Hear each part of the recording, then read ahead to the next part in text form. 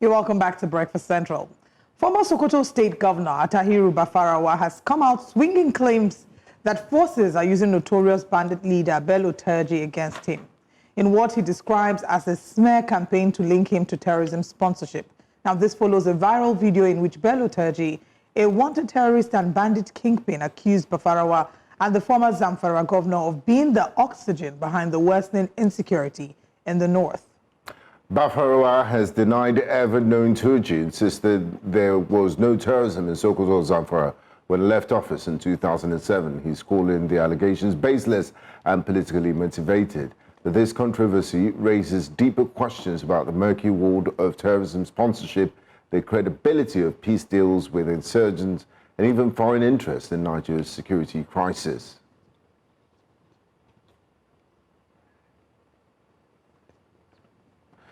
Join us this morning on Breakfast Central. To unpack the security implications of this development is a seasoned security analyst and former Naval Intelligence Officer, retired Navy Commodore Abimbola Ayuba. Warm welcome to you, and thanks for joining us on Breakfast Central, Commodore Ayuba. Thank you very much. Thanks for inviting me. Now, what do you make of such weighty allegations and the fact that, politically exposed persons have been mentioned in the realm of sponsorship of terrorism? Yesterday was Attahiru Bafarawa. We've also seen a few names bandied around. As a former Navy intelligence officer and as a security analyst, what do you do in such situations? There's a saying that there's no smoke without fire. Or do these allegations, should we just totally ignore them because of the source? Well, thank you very much. I will start by saying there's no smoke without fire. And what goes around comes around. And what has happened in the darkest spaces have come to public domain. And this is quite unfortunate because when you talk about people who are trusted with office, hobnobbing with bandits and probably using state funds in such an irresponsible way, all in the name of negotiating with terrorists, is quite unfortunate. Having said that, I think one of the key issues at stake is that we have agencies that are charged with investigations, with driving intelligence coefficients, like GSS. Of course, like the security advisor, this finger pointing won't be necessary if indeed they had reined in these governors. And done their jobs, yeah. Yes. It's so shameful that a bandit, or in other words, a robber, a gangster, is having so much space to talk about what happened in the past. I think this strategy is becoming a thorn in the flesh of our security agents, and those who are protecting them need to exercise a lot of caution now. We need to get this Terrorism man and bring him to book. Banditry is robbery, pure robbery, and it's an act of violence and terrorism. So I don't see why we should be bringing him up in public space, up to the extent that he's pointing fingers at. Let him come out if he's very sure of what he's saying, and let him face the law.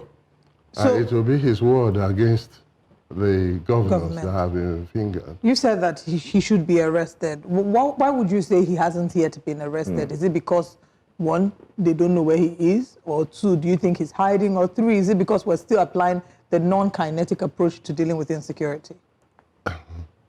Sometimes the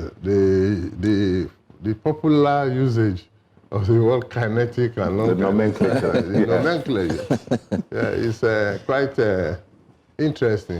What are you talking about? Kinetics, about motions, it's about movements, efforts towards achieving certain goals.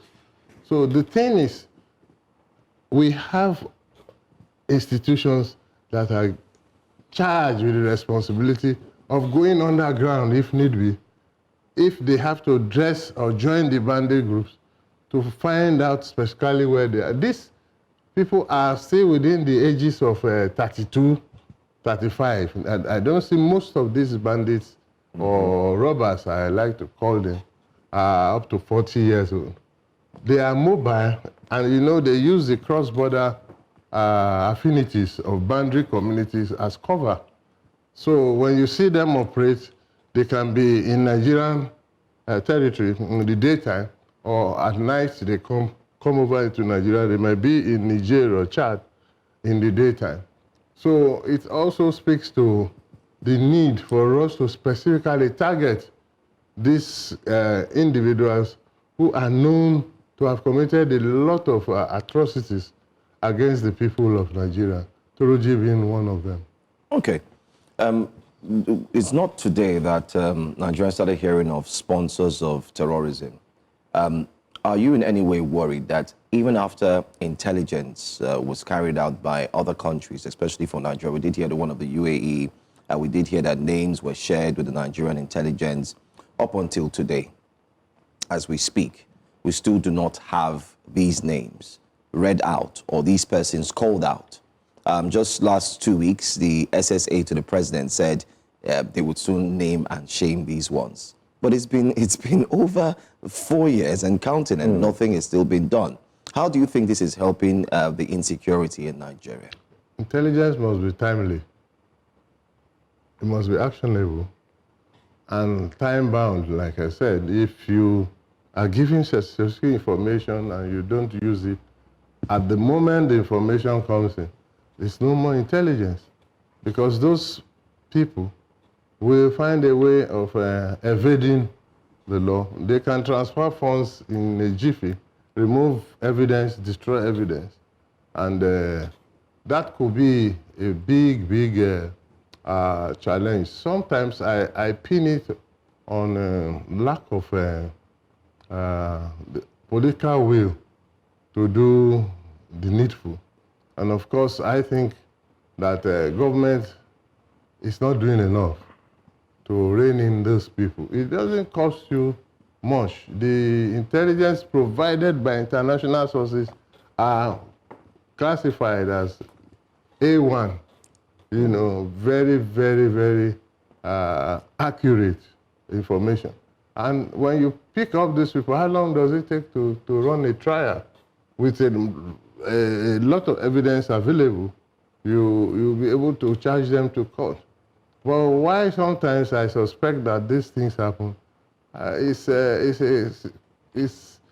can easily adduce it to conspiracies in its real sense, because if you are not conspiring with funders, sponsors of terrorism, why would it be so difficult for these people to be brought to book? When mere criminals who steal phones, who steal goods, are caught easily and given really heavy sentences. Now, let's talk about the current security architecture. We witnessed a little bit of a shake-up recently, change of service chiefs, and also the portfolio of the Minister of Defense. The immediate past Minister of Defense resigned for health reasons, he said. And then we had the immediate past CDS assume his position, who had barely taken off his uniform and was called back for national assignment. But a lot of people are wondering what the portfolio of the Minister of State for Defense really means. And was the president wrong in the first place to appoint civilians with no security or military experience in that portfolio? And then the person of Bello Matawale, when he was governor, he seemed to be sympathetic to the plight of bandits. You know, I don't want to use that non-kinetic words, but he was an advocate for that. That, you know, they've been aggrieved, and you know, he speaks about them like children that had candy taken away from them, not as the criminals and robbers and terrorists that they are. Is that a problem for you? Many people have called for him to be relieved of his appointment. Well, sometimes the manifestations that we see in governance sometimes are very surprising, because even on mere allegations, in very responsible societies, people resign Absolutely. from their offices. Yeah. It's so shameful that somebody's name is being mentioned over and over again, and it still ceases fast. And there's video evidence And of statements that were made by him. of course, if I were him, I would simply resign, and the government should not wait for too long before at least asking him to go and leave while this matter is investigated. I do not know what the criteria is for government to have brought him into office in the first place. But having so much information about what is going on now calls for immediate relief of this gentleman who is still, as at this morning, Minister of State for Defense.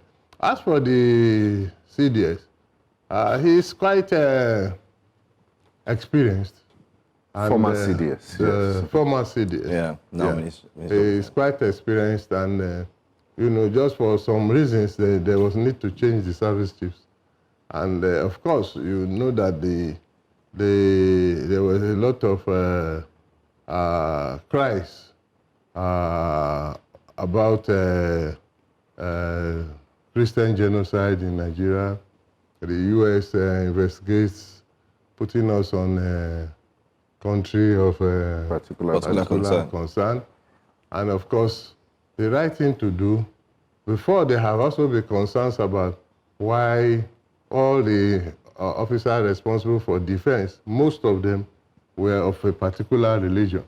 And I think that it was a right move for the president to have called him back, one having cognate experience in these combat operations and counter-terrorism experience, having governed the armed forces technically on behalf of the president. He is deemed to be knowledgeable enough to understand the dynamics and needs of military forces. However, coming in a new role is seen to be a politician or a political appointee. So that also may put some challenges before him, especially knowing the civil service the way it runs. And they may put a wedge on his path if he's not deft and dexterous in the way he drives. But I think he's the right man for the job. And he holds very good recognitions and professional qualifications. All right. Let's also talk, I mean, again, just to talk about the strong allegations, these allegations made against Bello Matawalle they're not a joke. I mean, the allegations of him giving vehicles, here, I'm seeing here that, you know, he donated a house. Mr. Karamarawa claimed that Mr. Matawalle donated a house. He logs vehicles to some terrorist leaders in Zamfara. The allegations are strong. You have said that if you were him, he would step down, but that doesn't seem to be the pattern in Nigeria. People will be in office, there'll be allegations against them, they will stay there eventually until things calm down. Is there an expectation for the Commander-in-Chief of the Armed Forces to step into the situation, and in what capacity? What would you expect if he were to step in? Yes, well, the Commander-in-Chief has more information than all of us put together. So he probably wants to cherry pick what he does, how to prioritize the changes that are needed, having declared a state of emergency for security, which to me too is beginning to slow down. He probably don't want to leave the ministry empty, because the roles of the Minister of State is different from the minister itself, statutorily. So probably he's taking his time to shop for the right person. But Nigeria is blessed with a lot of human resources and experts that it shouldn't take forever to find somebody to replace. Because once you are called out for something, you are presumed innocent until found guilty. But it's the moral question is that you should lead, or requirement is for you to leave that office so that you leave space for investigation. And when you are acquitted, it's a different thing. The whole world will know that you are actually being set up. And then you move on with your life. People like to die in offices, and they don't like leaving offices. They change role at will, especially in our political landscape. This is now time for us to begin to get serious with handling this insecurity, which has taken several dimensions. Beyond getting to, do we have the capacity to deal with it, material and resources to deal with it decisively? We do. Why I say we do is when you go back to the history of Nigerian armed forces in peacekeeping role, both in West Africa and elsewhere, you will realize that giving the right people, the right support, the right logistics, and what it requires to deal with situations like this, the Nigerian armed forces is well trained and capable of dealing with this. But you know, one thing that the government, that the military cannot do, is to go beyond its mandate. The strategic intent of the commander-in-chief, the direction of the commander-in-chief concerning a particular operation. That will help to shape the operational orders that will be given to this troop, help to shape the nature of logistics, the operational plans, intelligence, and other factors that will help to get us there. And of course, let me quickly add that unfortunately, Nigeria has served in many roles to stabilize other countries, but we get no support from our neighbors. Neighboring countries, yeah. Rather, they will find them waging war against us. And the ECOWAS is still in a talk show, despite what is going on around us. We have aircrafts being detained, and aircraft detained in Burkina Faso. It's about 10 days today, and we've not really had very forceful pronouncements, even though we know that diplomatic processes are going on back channel. But Nigeria is a strong nation. The power of a nation is determined by the actions it's able to declare or deliver. But that we are not seeing. So I think there's need for better action. And if it means getting the United Nations involved, the ECOWAS and the diplomatic side, and also issuing ultimatums for us. You have to be forceful for people to believe. Somebody is hitting you every day, and you keep saying, I'll deal with you, I'll deal with you. The person will go and look for a bigger weapon and start hitting you with it because you give the impression that you are powerless. So these are things that we all need to do now. We need to support the military, the government in this effort. But there's a lot the government also needs to do, is to let the people know the requirements. What are people supposed to do in situations of security emergency? Nobody seems to know. Life continues as normal. What are the governors doing?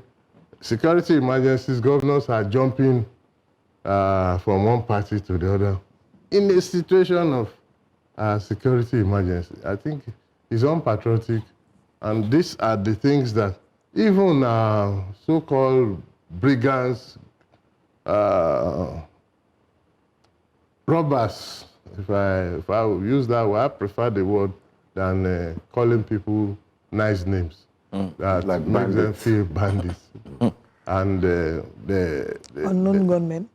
unknown gunmen. Unknown gunmen. So we need to be decisive on what we need to do.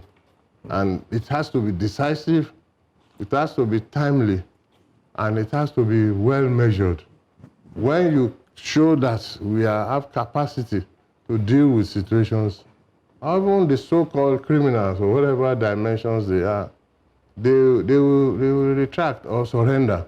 And when they surrender, they should not be taken to school and be given a quarter. That's what I was going to ask that question. What you make of radicalization, where these bandits are further converted and put back in the military or army to work? I've never been a fan of this de-radicalization process because having worked in the United Nations system and also having helped to build the architecture of the ECOWAS standby force, which still, many years on, we still cannot get that brigade force, intervention force, which will have intervened in all these coup plots. We've not been able to get it in place, but there was a bold move In Benin Republic. to get a West African standby force. And that dovetailed to the creation of the African standby force, which is like a division level of a force that will look after issues in Africa.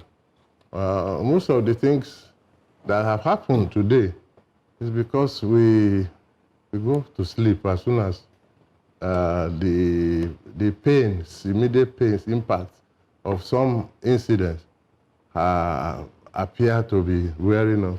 Everybody goes back to sleep. Business as usual. As usual. And these criminals never sleep. So maybe perhaps one of the reasons why we've not dealt decisively with this heads-on is the human rights concerns. If you do recall, during the Jonathan administration, the United States refused to sell Super Tucano jets to us, citing human rights, the human rights records of Nigeria.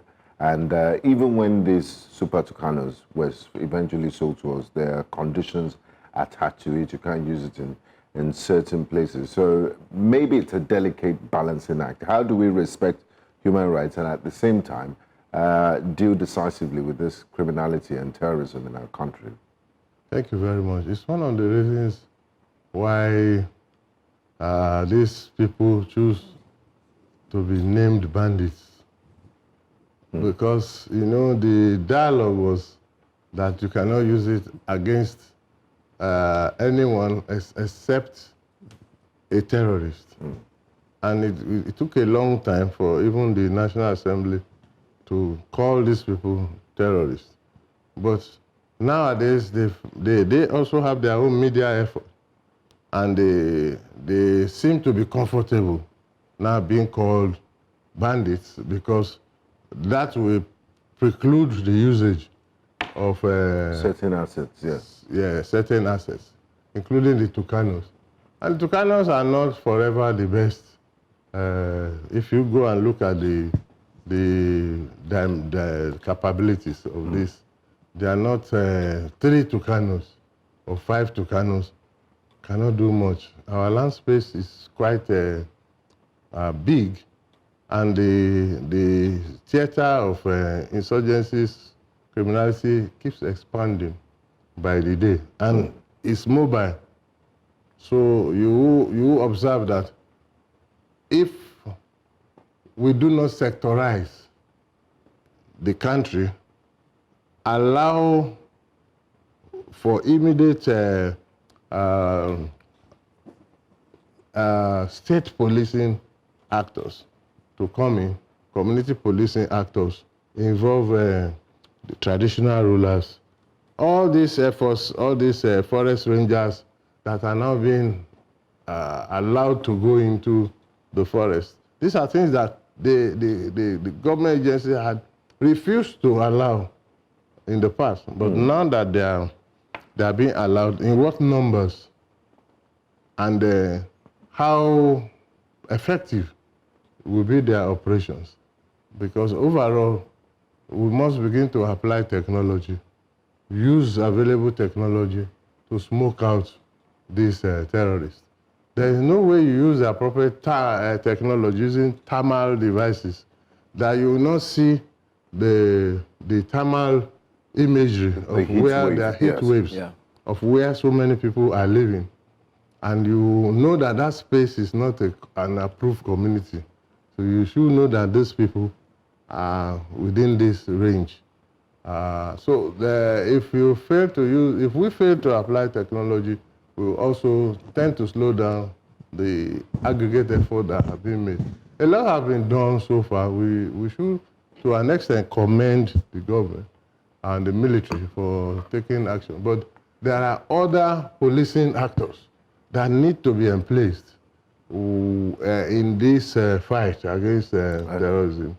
Because when you so-called military kinetic operations take place, and they are able to capture or recover ground from the insurgents, there's need for policing actors, like the police itself, all the civil defense, all those actors, even the local government efforts. There should be it's a holistic effort and synergy that is needed to do with this. Yeah, but they keep. Thank you so much, Commodore Ayuba. Unfortunately, we're out of time on this segment. I wish we could go on, but we do appreciate your insights, your very impactful insights on this conversation. Thank you. Thank you so much. Thank you very much, sir. Thank you.